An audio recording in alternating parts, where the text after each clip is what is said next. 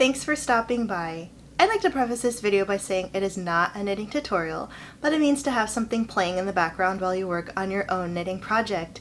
If you're like me and really enjoy having something on while you work, sometimes the content you like is very visually engaging and you're several hours in and haven't gotten nearly as far along in your project as you would have liked to. So that's where I come in. If you're new here, welcome, and if you're returning, welcome back. It has been, golly, maybe a month, probably more than that, since my last upload. All apologies. I struggled to record the last couple filmings I've tried to have for you guys, and it actually turned out that the item that I was going to upload after the one that I had that one day was corrupt. Somewhere in the filming, the last 10 minutes stopped. I have tried several times to re-record and then life got in the way. So without boring you with all of the details, let's just pretend that there wasn't a very long stretch of time between my last video and now. So I hope you're all doing very well. It is a Sunday afternoon here where I live. I finally have my real camera set up because my cell phone has been giving me so much trouble with trying to record. I'm like, you know what? I just need to bite the bullet, get this room somewhat assembled better so that I can actually get my real equipment out. Still haven't quite set up my lighting yet, but at least the room has been put away the way it should be for now, so I can at least have a little corner somewhere to film. So, you actually haven't seen this in a long time, well actually ever, honestly, but I have all of my fun little knickknacks that I'd had in boxes for years and years. Finally have a space, a wall I can dedicate to my old bookshelf, which really is just a wire rack that I put my books on and my video games and my CDs and other fun things that I really enjoy. So finally got that set up. Well, that's been set up for a very long time, but I was filming off to the side, so you never got to see it. But now it's going to be kind of my unofficial background until either I have some furniture in here, because literally I don't have anything to sit on besides the floor, and because the futon that we used to use in this second room was donated. We had junkers come and take everything that we didn't want to pay extra to have move here, even though we ended up having to pay to have it all taken out of our old place anyway. But I don't have the futon, and I just have my regular couch and my chairs that were in my living room where I had filmed before with you guys a year or two ago. But this room is pretty much empty besides the other crafty things that we always had in our second room. So, a couple updates. I am still working on my cousin's boyfriend's scarf that I keep taking with me to work. I honestly keep bringing it with me to work, but every time I have a lunch break, I either have a very short one because I had to work through most of my lunch and didn't get time to have like a proper eat and knit session, or when I do have my lunch break, sometimes the break room is full of enough people where I can't sit on the couch to knit to free up my table for somebody else to eat because somebody else is eating at the couch, or I just plumb forget to bring it up with me on my lunch break, and then when I'm done eating, I just kind of look at my phone instead of going outside to knit or something. Now that the weather is warmer, it's more safe to knit outside because I'm not going to get rained on or chilly because it's windy or something. Also, it's taking a lot longer than I thought it would. I don't know why. I would think knitting a long scarf in a circular with, sock weight yarn wouldn't take a long time. So I've skipped ahead and have started on some other projects and have finished one, that being my cousin's daughter's hat and cowl. If you look at my perusing patterns playlist, you'll see that I did the cat knits video where I looked through the gift that my brother and his fiance got me, which is this really fun knitting book about cat patterns, and I had commented that a lot of the yarn is by the same brand, and so it seemed like it was a partnership with the yarn company to kind of showcase their yarns for the various patterns in that book. Same with the one that I'm going to talk about today, and it was just an easy knit. It was a bulky weight yarn, but the problem was that I got through the hat really quickly, so I thought, why don't I just do the cowl too to give her a set? And I was knitting the cowl over Memorial Day weekend, which was 2 weekends ago by the time you see this, so not this past weekend, but the weekend prior. And I was knitting, I was, listening to some videos. My partner was trying to engage in conversation with me, and then I would like knit and talk, and I lost count somewhere, messed up, and secondly, I read the patterns wrong because for part of the cat you have to make one and then knit and then do something else for one stage, or make one and then knit two together, something like that.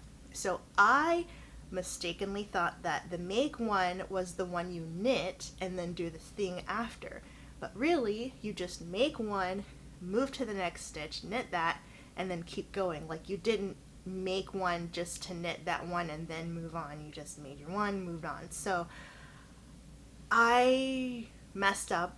So the cats look like Picasso cats. They were just all wonky, nothing lined up, and I got about 13 rows into a 20 row pattern when I realized something was wrong. So I had to rip all of that out. Got that finished finally yesterday, which was Saturday, so because today is Sunday, I'm filming with you, and so I finished that one up after the previous weekend of messing it up. So I had to start over and then finished it up through the rest of the week. So that slowed me down a little bit, but because it was bulky weight, it was a really quick knit. So my cousin's daughter's taken care of now. And I believe, Jenny, if you're watching, hi, how are you? I know it's been a long time, but I remembered you mentioning about making fingerless gloves for my cousin's children because kids are on their phones all the time. And I think I had replied to your comment, said, oh, they don't have phones. Well, since then, they had birthdays, and their mom caved in and got them phones. They were begging and pleading to get phones, and she's like, fine, fine. So she got them phones for their birthday, so now they are tech kids. They have the phone, they're not even teenagers yet, and they have phones, and I still cannot wrap my head around kids and technology so young having their own phone when, that wasn't a thing when I was a kid. So I was driving by the time I had my own phone just because my parents wanted to keep tabs on me if I'm out and about. But kids who can't even drive, kids who can't even go anywhere on their own, it's like, why do you have a phone? But, I mean, they're very much supervised all the time. They never go anywhere by themselves, so the fact that they have their own phones is just, like, mind-boggling to me.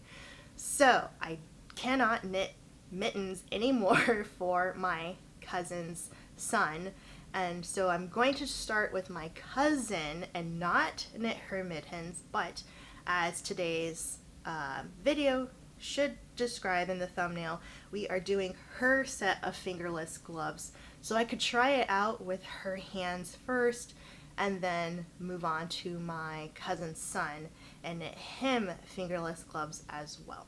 So, what fingerless gloves, you say? They're out of this Not Just Socks book that I am relying on for her partner's scarf as well. And the pattern, it's, your typical fingerless gloves, but I'm using their description. Unfortunately, this is where it doesn't really help me because the fingerless gloves, they have the frilly border, and they say for the this is where the sexism comes in. They're like, make the rib cuff version for your favorite man to keep his hands warm from all those winter chores. And I'm just like, excuse me, Miss Patriarchy. This was 2004. Like, is it really? Was 2004 still really that sexist? Like, I can't remember myself of that, but 2004 wasn't even that long ago. So the fact that that statement was okay, And it hasn't even been 20 years yet. It's just like, what? This is bizarre. Anyway, unfortunately, even though they say make the gloves for the man, they don't include any larger size measurements than your typical cast on for 64 stitches. Now, this young man, who I'm going to be knitting for next, is a growing boy. I don't know if his hands are like as big as mine yet. I know his mom, my cousin, is a very petite lady, so I think because I knit a little bit tight anyway, I might be okay, but then maybe for his, I will size up a needle just so that the gauge is a little bit looser for his gloves, but I'll keep the same stitch count and everything. Just size up my needles, because I'm using a size 1 needle right now in the round. So I'm doing the rib stitch for any of the gloves because I don't like those frills on the ladies' version of it, and nobody really does that kind of stuff that I know of anyway. Nobody that I would knit for would appreciate that frilly thing. They would prefer the rib as well, very simplistic. So for this pattern right now, I'm doing a 2x2 rib for 3 inches. So I'm about 1.5 inches right now. So it's gonna take me some time. I started this yesterday, and this is how far I got just in a few hours of working, you know, taking some breaks, doing some laundry and stuff like that. So it wasn't like I was knitting straight for a long period of time. So we're just gonna keep knitting around probably for the duration of this video until I have my 3 inches. And I don't know if I told you all the bad news a while ago. My favorite of my 2 stitch counters broke. The mechanism in the Coconuts one, and the Coconuts one has a lock on it, which is why I like it so much, because then I can just hold it in place without it accidentally clicking, unless of course if you like move the little gear on the side, you could accidentally make your count go up or down.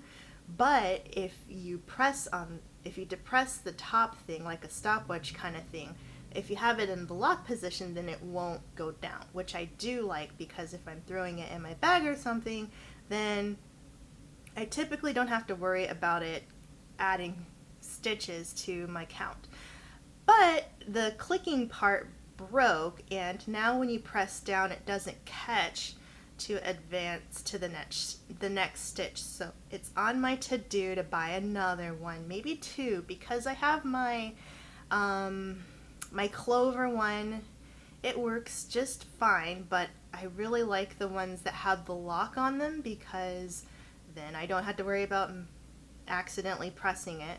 So let me know in the comments if, maybe not the Coconuts one, but if you have a locking stitch counter that you really like, let me know in the comments, because I am on the hunt for one. I won't buy it anytime soon, just because I'm still being pretty conservative with like my knitting spending right now, because like my goal was just to use what I have, use up what I have, don't buy anything new, especially because I didn't plan on moving during my New Year's goals. I'm not broke, but I definitely have to be more responsible with my spending, because my partner is still looking for work. So right now I'm supporting the both of us in rent, bills, groceries, dining out, any kind of like extra entertainment stuff, and I'm very fortunate that I can do that. But at the same time, it means there's a little wiggle room for anything other than, you know, just our basic needs, and making sure, you know, we're living comfortably without any excess. So until they have a job where they can start contributing to household expenses, I'm still, as much as I would love to buy some more yarn, I am not right now or buying any extra knitting accessories, because I realized that I need to increase my inventory of my fixed circular needles as well, because a couple of these projects I've struggled to find the right sizes of needles I needed.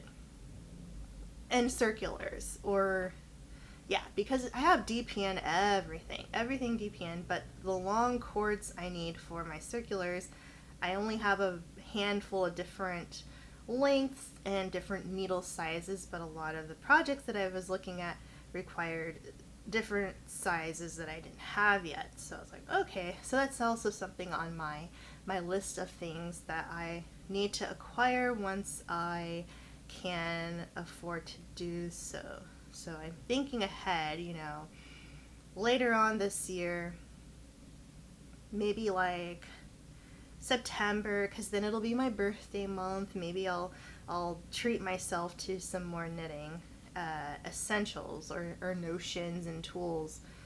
Still no yarn, but I'm happy that I can kind of play around with what I have right now, use some of it up, and then kind of just think ahead on what kinds of projects I want to make with what I do have. And so that leaves me to wondering what to do for my brother. So I've knit him socks, I've knit him a hat, and I'm like, what did I make him last year? I did socks again for him last year too. Everybody got socks last year. But this year I'm wondering if I want to give him a scarf as well. And maybe because I knit the one rose scarf for his fiance the very first year I was knitting scarves, maybe I could do another one for him, but make it not orange, because hers was orange, because that's like her favorite color, but maybe use up some of the bulkier yarn that I have and make him a nice neutral toned one row scarf.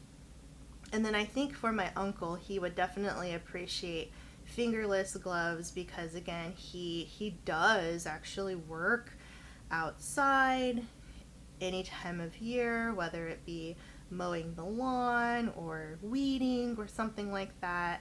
And I think him having like some nice gloves to pop on would be nice, just to have a little something there for him.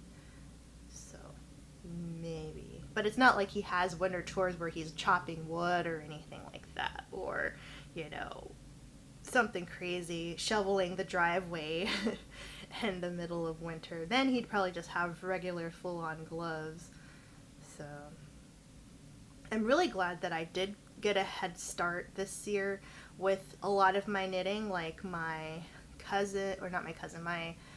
brother's fiance socks and my aunt's socks, because of that move I had, where if you're new here and you haven't watched some of my older videos, in March I'm relocated to the East Coast, and I had been in the Midwest for 13 some years, give or take, and now that I'm in the East Coast, I had to move and spend a lot of time packing and finding an apartment and everything like that. So I really had to slow down what I was working on just to get back into the groove of things. And because of that, I'm very appreciative that I tried knitting as early as I could this year, because last year I started around this time in June and was still scrambling to get projects done. But now I've already have 3 different people already knit for under my belt, which gives me such a leg up than where I was last year trying to start my projects around this time and knitting all socks for everybody, and having those delays and things with other stuff that came up, or just not feeling too well, or being caught up in other things and just not having that time to knit. So very glad I did that this year. So hopefully I don't have any planned life events happening in the next year, so my guess is that by next holiday season, I'll still be able to start and continue on with my projects in a timely manner without having to rush because of any big, events like moving or getting a new job and all of that where I was this year. So, with that being said, I'm looking forward to that.